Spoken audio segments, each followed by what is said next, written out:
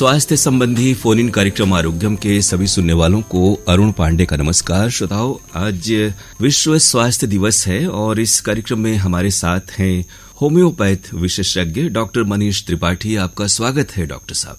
जी नमस्कार। हाल ही में 2 रोज बाद ही 10 अप्रैल को विश्व होम्योपैथिक दिवस भी है और आज हम विश्व स्वास्थ्य दिवस मनाते हैं। इन दिवसों की उपयोगिता, चेतना, जागरूकता को लेकर के बहुत ही महत्वपूर्ण होती है। इस बारे में आप हमारे श्रोताओं को क्या कहना चाहेंगे? जी, सबसे पहले तो आज वर्ल्ड हेल्थ डे पे सबको शुभकामनाएं ढेर सारी।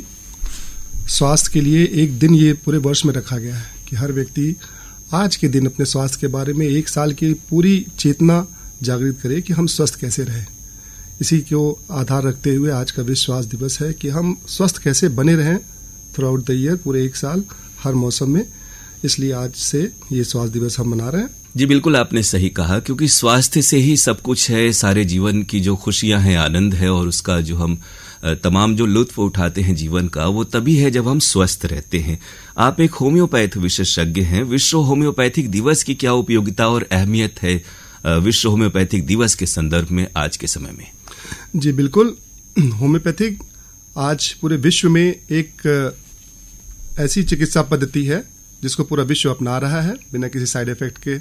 तो विश्व होम्योपैथिक दिवस जो आने वाले 2 दिन बाद 10 अप्रैल को मनाया जाता है, हमारे होम्योपैथी के जनक doctor Christian Friedrich Samuel Hahnemann का जन्म दिवस भी है और पूरा विश्व जो है उस दिन विश्व होम्योपैथिक दिवस मनाता है।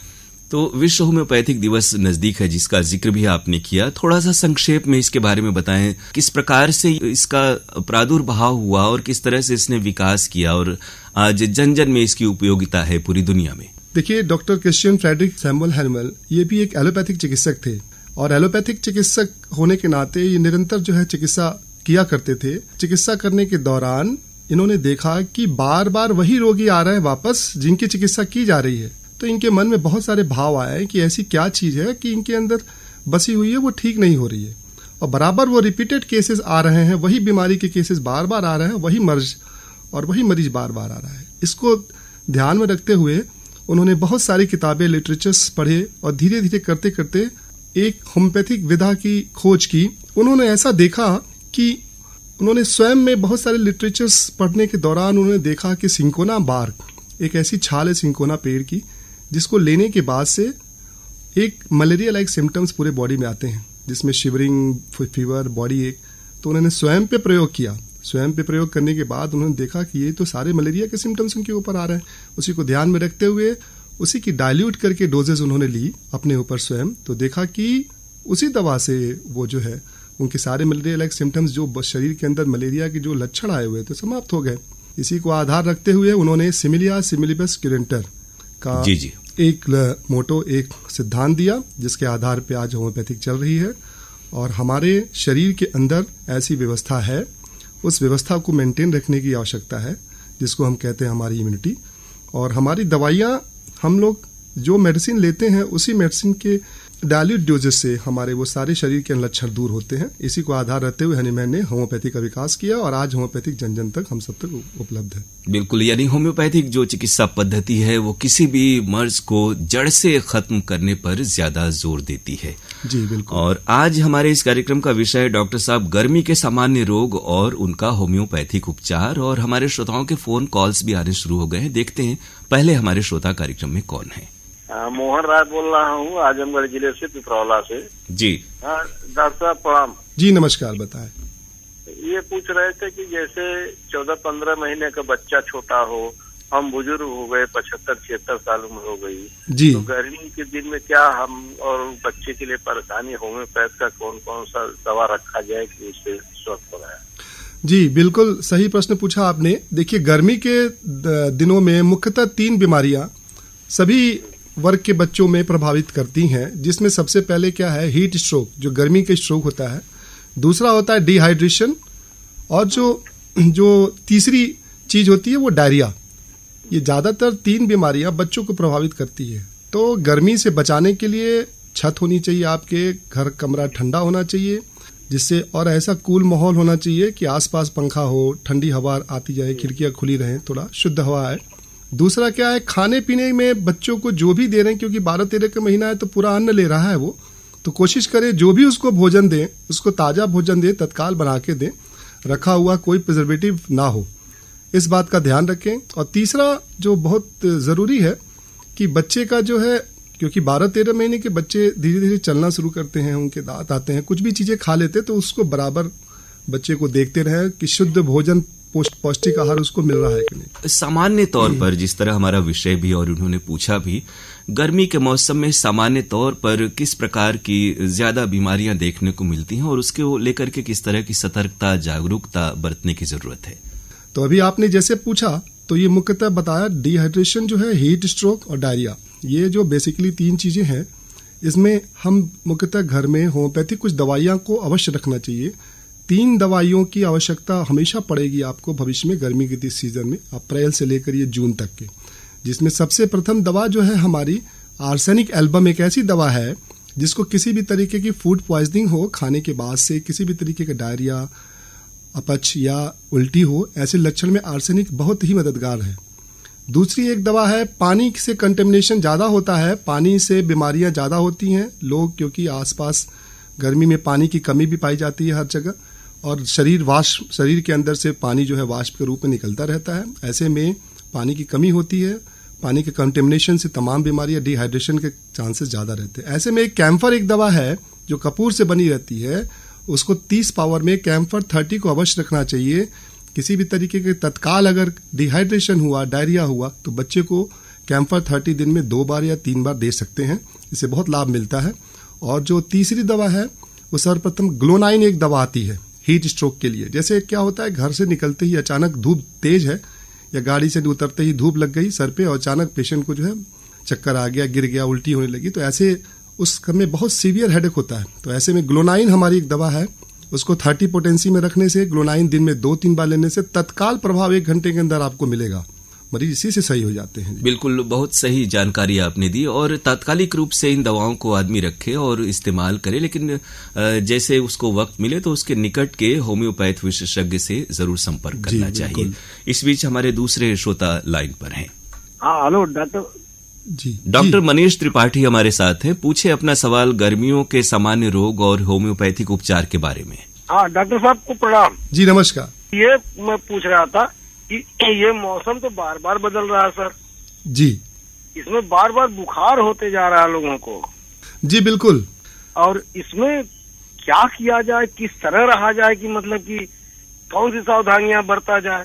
देखिए, मौसम का बदलना स्वाभाविक है। जिस तरीके से अभी पिछले 2-3 वर्षों में मौसम अचानक बदल रहा है और 24 घंटे के अंदर बदलाव आ रहा है, तो जैसे मौसम बदल रहा है उस हिसाब से अपनी दिनचर्या को भी आप बदलें। अब गर्मियां आ रही हैं तो गर्मियों में क्या है कि लोग फिर वो गर्मी वाली चीज़ें, ठंडी चीज़ें खाना शुरू कर दे रहे हैं। तो जैसे मौसम परिवर्तन उसी हिसाब से अपना भोजन लेना शुरू कर दे। और अगर किसी भी तरीके की समस्या हो तो निकटतम होम्योपैथिक चिकित्सक से मिले।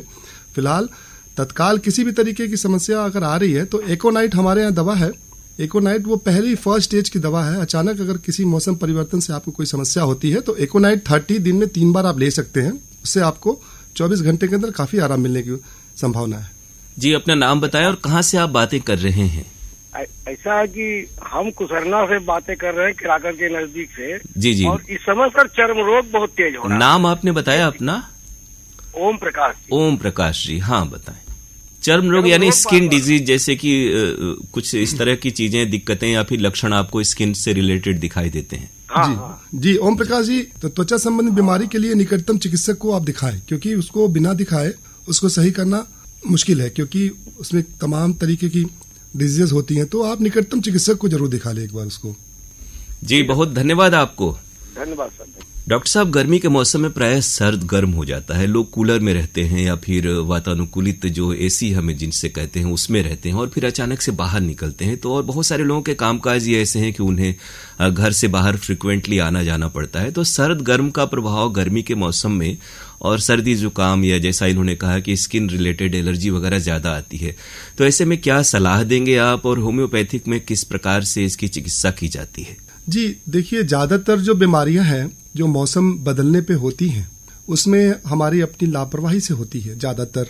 तो कोशिश ये करें कि अगर बहुत गर्मी है तो तत्काल घर में आने के बाद ठंडी चाय ना लें। पहले आप अपने रूम के, अपने जो कमरे के अंदर का जो आपका टेम्परेचर, जो तापमान है उसके अंदर आ जाए, थोड़ा विश्राम कर ले और जो पानी भी पिए वो भी रूम टेम्परेचर के हिसाब से चाहिए, जो कमरे का तापमान है उससे थोड़ा 19-20 हो जाए। लेकिन आते ही अगर अचानक आप ठंडा लेंगे तो आपको स्वाभाविक है कि गर्मियों में प्यास लगी रहती है और लोग आते ही खूब ठंडा पानी या कोई इस तरह से शीतल पेय ग्रहण कर लेते हैं। इससे फिर गले वगैरह में तमाम दिक्कतें, सांस और स्किन से रिलेटेड चीजें आने लगती हैं। सडन चेंजेस से तत्काल परिवर्तन जो मौसम का होता है उससे बचने के लिए मौसम के अनुकूल अपने को भी ढालना चाहिए। अगर मौसम बाहर बहुत गर्म है तो उससे थोड़ी सी कम गर्मी में आप रहें। इस बीच हमारे एक श्रोता का फोन है डॉक्टर साहब। हेलो। हेलो जी नमस्कार, नाम बताइए और कहाँ से बात कर रहे हैं आप?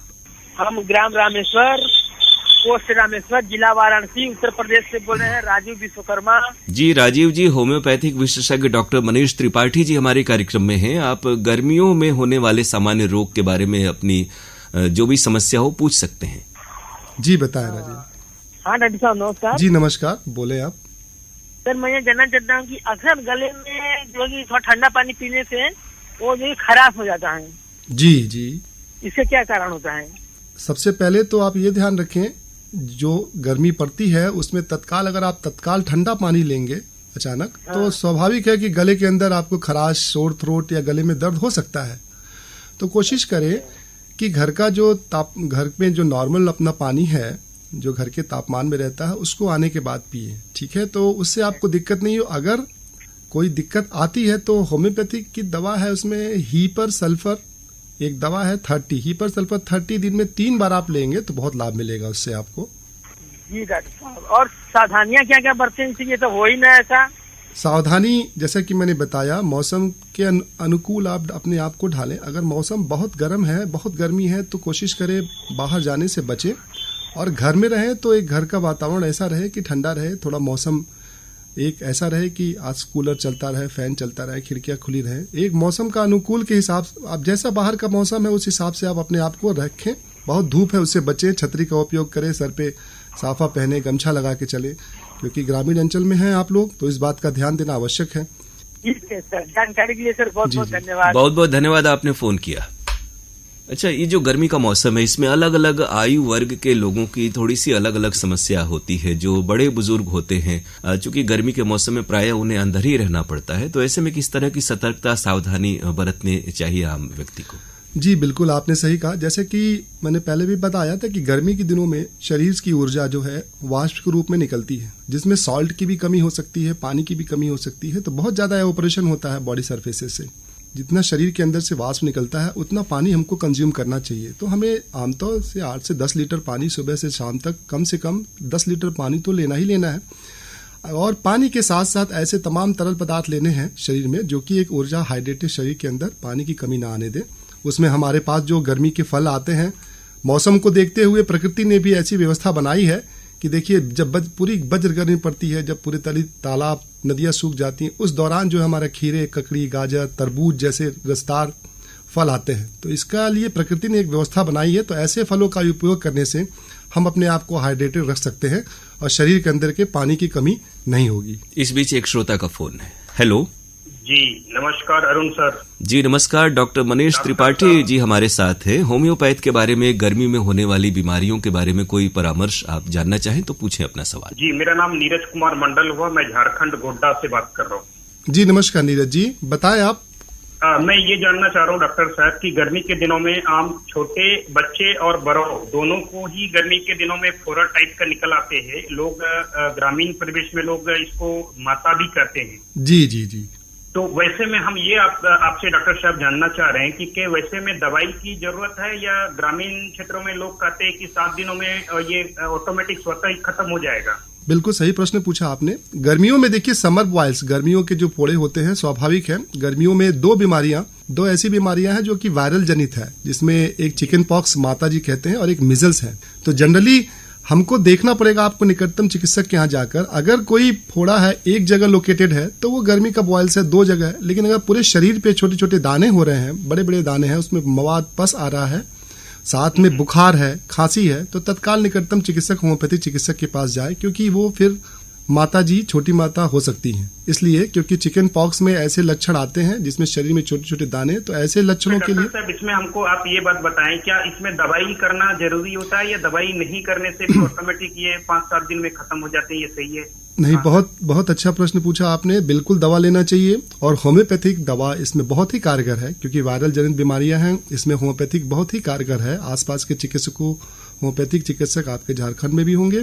होम्योपैथिक चिकित्सा लेने से ऐसी समस्याओं के जो कॉम्प्लिकेशंस होते हैं ज्यादातर माता जी के, जैसे कॉम्प्लिकेशंस में बहुत सारे जो आपके बुखार में लंबा बुखार खिंच जाना, शरीर के अंदर दाने ना सूखना, ठीक है, भूख ना लगना, साथ में पेट की समस्या आ जाना, तो ऐसे ये क्या इन्फेक्शन टाइप के बीमारी होते हैं? घर में अगर किसी एक लोगों को हो गया तो कई बार देखा जाता है कि सभी घर में सभी लोगों को हो जाते हैं, ऐसा? जी बिल्कुल। चिकन पॉक्स और मीजल्स जो है माता जी आमतौर पे जो आप लोग कहते हैं, तो ये इन्फेक्शियस बीमारी है। अगर घर में किसी एक को हुआ तो दूसरे को भी होने के चांसेस बहुत ज्यादा है। तो ऐसे तो वैसे में क्या क्या सावधानी बरतना चाहिए डॉक्टर साहब घर के अन्य सदस्यों को, अगर घर में किसी एक को? जी बिल्कुल सही कहा। देखिए, सबसे पहले ऐसे बीमारियों से ज्यादातर प्रभावित हमारे बच्चे होते हैं, क्योंकि उनकी इम्यूनिटी थोड़ी कमजोर होती है। तो कोशिश करें जिस भी बच्चे को या किसी भी वयस्क को अगर हुआ है तो उनको एक कमरे में आइसोलेट कर दे, एक कमरे में रख दें, कमरा थोड़ा खुला हो, एक व्यक्ति कोई उनके संपर्क में रहे जो उनको भोजन पानी देता रहे नित दिन 6-7 दिन के अंदर।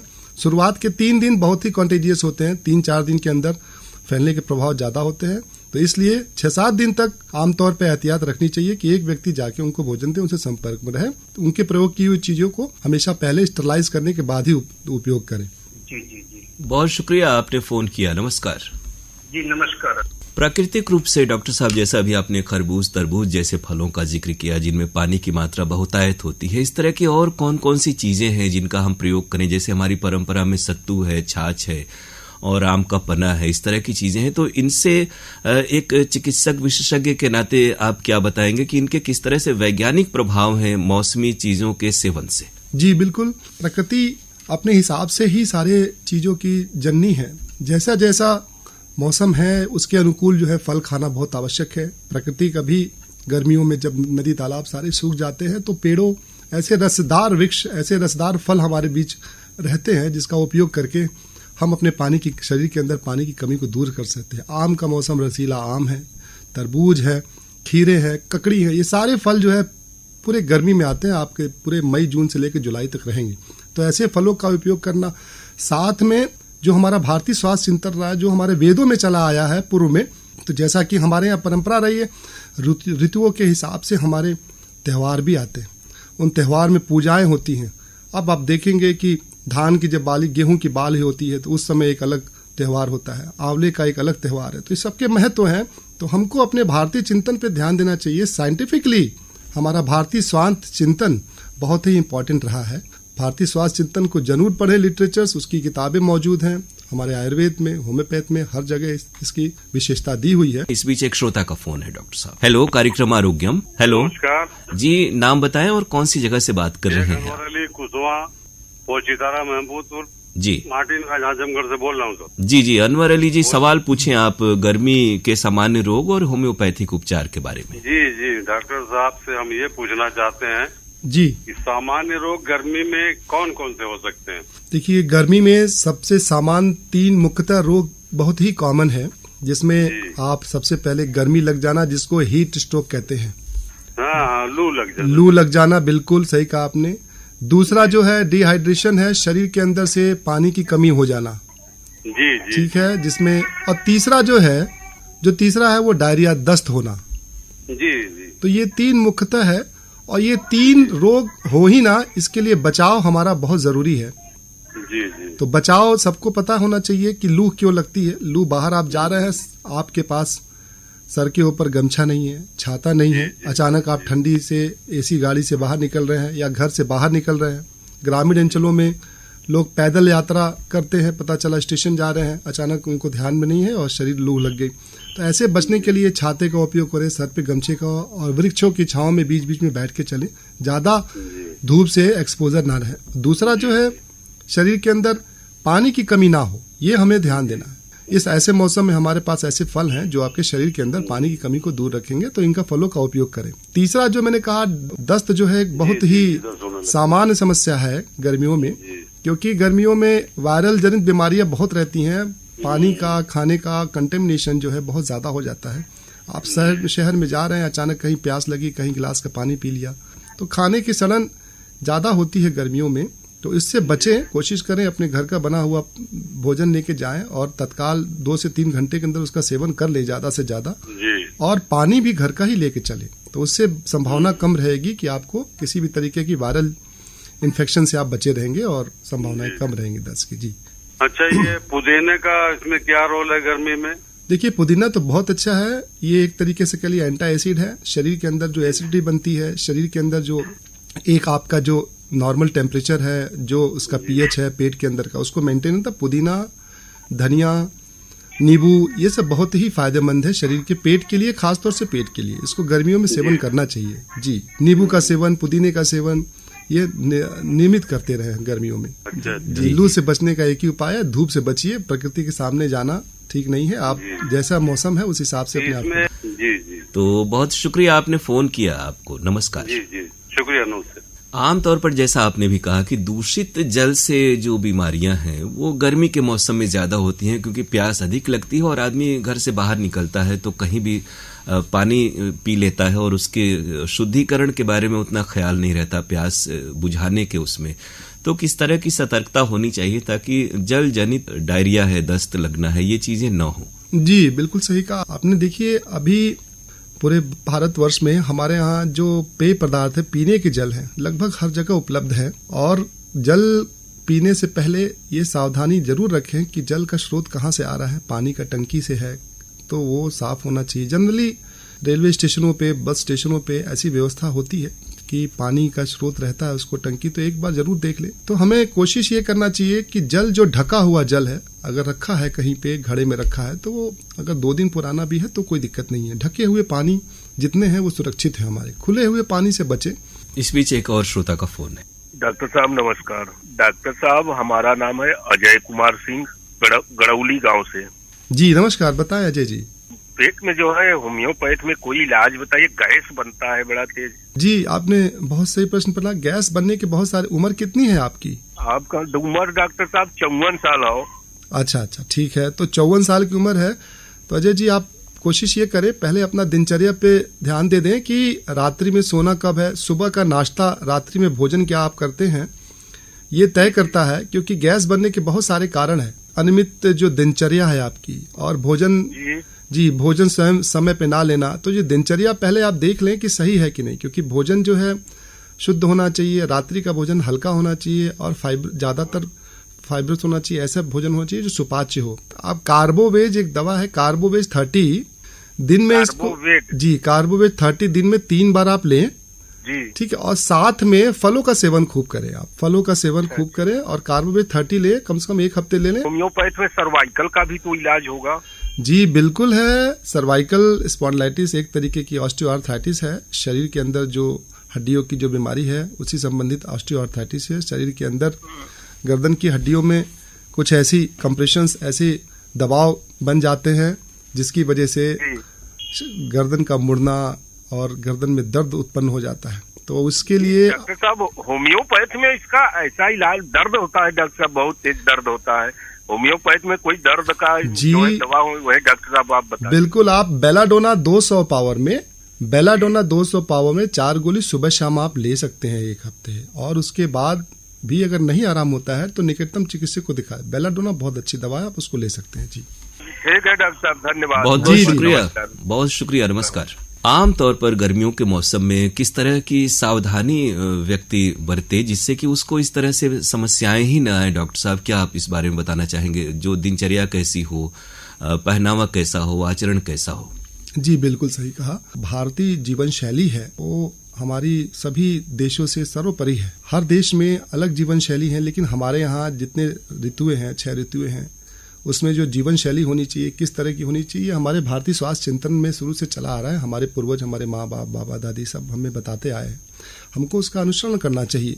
सर्वप्रथम क्या है, गर्मी में जो सुबह का उठना, जो ब्रह्म मुहूर्त हमारे भारतीय स्वास्थ्य चिंतन में रहा है कि ब्रह्म मुहूर्त के उठना साइंटिफिकली बहुत ही लाभदायक है। उसका कारण है कि ब्रह्म मुहूर्त जो सूर्योदय के आधे घंटे पहले और आधे घंटे बाद जो रहता है, अभी गर्मियों में तो वो करीब 4:30 पौने 5 से लेकर 5:45 तक रहता है। तो ये ब्रह्म मुहूर्त हमारे लिए इसलिए आवश्यक है कि इस दौरान जो हमारे दिमाग के अंदर जो पिट्यूटरी ग्लैंड्स हैं तो उनके हार्मोन के सिक्रीशन सबसे ज़्यादा होते हैं, खासतौर से एंडोर्फिन, ऑक्सीटोसिन, सेरोटोनिन, जो खुशी के हार्मोन्स होते हैं, जिनको हैप्पी हार्मोन्स बोलते हैं, तो इनका सिक्रीशन बहुत अच्छा रहता है। तो ब्रह्म मुहूर्त में उठने से ये हार्मोन्स की संख्या पूरे शरीर में इनके रक्त के माध्यम से सब जगह पहुंचता है और आदमी हमेशा दिन भर प्रसन्नचित बना रहता है और शरीर स्वस्थ रहती है, एक शरीर की इम्यूनिटी पावर काफ़ी स्ट्रेंथ रहती है। तो कोशिश ये करना चाहिए कि सर्वप्रथम ब्रह्म मुहूर्त में उठना हमारे लिए लाभदायक। दूसरा है, सबसे पहला जो हमारा जलपान है सुबह का, वो बहुत ही ज़रूरी है, बहुत ही अति आवश्यक जलपान है। ज़्यादातर लोग अपने बिजी लाइफ में उस जलपान को मिस करते हैं। जल्दीबाजी में अस्पताल जाना है, किसी को अपने ऑफिस में जाना है, तो फटाफट वो बिना खाए चाय पिया, बिस्किट खाया और निकल गया, उसके बाद 12-1 बजे। तो सुबह का जलपान ऐसा होना चाहिए कि पूरे दिन भर की गतिविधियाँ सुबह के जलपान तय करता है, तो इसलिए जलपान अवश्य लें। और साथ में गर्मी के दौरान साथ में जलपान लेने के बाद से आप जब तक अपने ऑफिस आवर्स में हैं या खेतों में काम कर रहे हैं या गृहिणियां हैं, तो हमेशा इस बात का ध्यान दें कि हर 1-1 घंटे पे कुछ न कुछ जलपान लेते रहें। पानी, नींबू पानी, या जब भी उनको प्यास लगे तत्काल कुछ न कुछ रसदार फल, पानी, नींबू पानी, शिकंजी, आम का पन्ना, ऐसा लेते रहें। कम से कम दिन में 3 बजे दोपहर तक लेते रहें। शाम ढलने के बाद से जल्दी भोजन कर लें। गर्मी में जल्द भोजन करना, क्योंकि गर्मी की रात थोड़ी छोटी होती है, तो इसलिए जल्द भोजन करके नियमित कम से कम रात में 7 से 8 घंटे की निद्रा अवश्य लें। एक श्रोता का फोन है, डॉक्टर साहब नाम बताएं। हेलो, कार्यक्रम आरोग्यम। नमस्कार डॉक्टर साहब। डॉक्टर साहब, मेरा नाम शंकर यादव है। जी शंकर जी, बताएं, आप समस्या बताएं। बरमोहनी भानुपुर से बात कर रहे हैं। जी बताएं शंकर जी। हम पूछना चाहते हैं डॉक्टर साहब कि हमारे माता जी को शुगर का प्रॉब्लम है जी, तो उनके लिए क्या ट्रीटमेंट किया जाए कि उनका शुगर हमेशा कंट्रोल में रहे। तो घुटने उठने में भी दर्द रहता है थोड़ा। देखिए, अगर शुगर की बीमारी जनरली आप देख लें, उसको डायग्नोस करा लें कि डायबिटिक हो चुकी हैं कि प्री डायबिटिक हैं। अगर प्री डायबिटिक हैं तो उसको अपनी दिनचर्या से हम लोग सही कर सकते हैं। अगर प्री डायबिटिक नहीं, डायबिटिक हो चुकी हैं, इनका शुगर लेवल 140-150 खाली पेट सुबह रह रहा है, तो उसको आप अवश्य देख लें कि अगर ऐसा है तो निकटतम चिकित्सक से लेके आप उसकी दवा लेना डायबिटीज़ की बहुत आवश्यक है। तो दवा आप एकदम निरंतर लेते रहें, क्योंकि डायबिटीज़ बहुत अपने आप में बीमारी नहीं है, आने वाले तमाम बीमारियों की एक जड़ है। अगर एक बार डायबिटीज़ हो गया तो शरीर में बहुत सारी बीमारी आपके अंदर आ सकती है। तो कोशिश करें कि निकटतम चिकित्सक को दिखा लें। लेकिन डायबिटीज़ में 3 मुख्य चीज़ें हैं जिसका अनुसरण हर एक व्यक्ति को करना चाहिए। तो आप ये देखें कि माता जी का कम से कम चलना फिरना उनका नियमित होना चाहिए। सुबह से 2 से 3 किलोमीटर जहाँ भी हैं वो टहलते रहें। दूसरा, खाने पीने मीठी चीज़ों का प्रयोग थोड़ा कम करें। और जो तीसरा है, थोड़ा ध्यान, बैठ के योग वगैरह आसन से इसको हम लोग काफ़ी हद तक कंट्रोल कर सकते हैं अपने खान पान, दिनचर्या से और योग से। बहुत शुक्रिया, आपने फोन इन कार्यक्रम आरोग्य में फोन किया। नमस्कार। धन्यवाद डॉक्टर साहब। तो डॉक्टर साहब, आपने गर्मी के सामान्य रोग और होम्योपैथिक उपचार के बारे में बहुत ही महत्वपूर्ण जानकारी हमारे श्रोताओं को दी। श्रोताओं, आज कार्यक्रम में हमारे साथ विशेषज्ञ थे डॉक्टर मनीष त्रिपाठी, और आपके तमाम फोन कॉल्स के लिए हम आपको शुक्रिया कह रहे हैं। और साथ ही आपको 7 अप्रैल यानी आज के दिन विश्व स्वास्थ्य दिवस है, इसकी बहुत सारी शुभकामनाएं। सभी स्वस्थ रहें। और आने वाले इसी हफ्ते में विश्व होम्योपैथिक दिवस है, तो उसकी भी बहुत सारी शुभकामनाएं। डॉक्टर मनीष त्रिपाठी, आप हमारे कार्यक्रम में आए और श्रोताओं को इतनी उपयोगी जानकारी दी, आपका बहुत बहुत धन्यवाद। जी नमस्कार, बहुत बहुत धन्यवाद आप सभी श्रोताओं को। तो श्रोताओं, अगले सप्ताह फोन इन कार्यक्रम आरोग्यम में एक नए विषय और विशेषज्ञ के साथ हम आपसे फिर मुखातिब होंगे। तब तक के लिए अनुमति दीजिए अपने दोस्त अरुण पांडे को। नमस्कार।